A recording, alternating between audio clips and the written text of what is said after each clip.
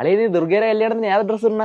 അളിയ ഞാൻ ആരൂടാത്തൊരു വെറൈറ്റി സാധനം പിടിക്കാന്നുള്ളതാണ് എന്റെ ഒരു പ്ലാൻ. അതെന്തോന്ന്? ഹുഡി. തള്ളേ ഈ ചൂടത്ത് ഇജ്ജാതി വെറൈറ്റി. അപ്പൊ ഞാനും അതിന് ഇടാം. അളിയ നീ ഹുഡിയിലൂടെ എന്തോന്നിണ്ട? ജീൻസ് ആണാ? അല്ല, ഞാൻ മുട്ടിന്റെ താഴെ വരെ പറഞ്ഞ നിക്കറ്.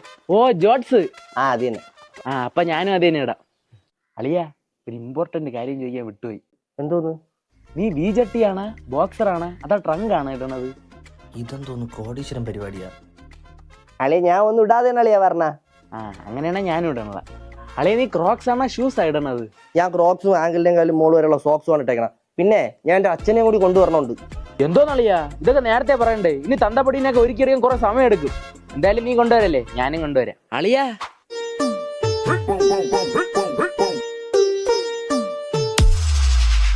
അളിയിട്ടിട്ടുള്ളതല്ല ഞാൻ ഇട്ടിട്ടുണ്ടല്ല, കളർ മാത്രമേ ഉള്ളൂ വ്യത്യാസം. എനിക്ക് അറിഞ്ഞാത്തുണ്ട്. നീ എന്റെ നിഴലെങ്ങാനുമാണ്. ആന്തളിയാ അങ്ങനെ ഒരു ടോക്ക്. ഞാൻ എവിടെ പോവാ എന്തോന്ന് ഇടോ അത് കണക്ക് കോപ്പി അടിച്ചിട്ടുണ്ട് വരും. അളിയ നീയല്ലേ നമ്മളെ നാട്ടിലെ സ്റ്റൈൽ മന്നൻ. പെൺകുട്ടികൾക്ക് നിന്റെ സ്റ്റൈൽ എന്തുമാത്രം ഇഷ്ടമെന്ന് അറിയാമോ?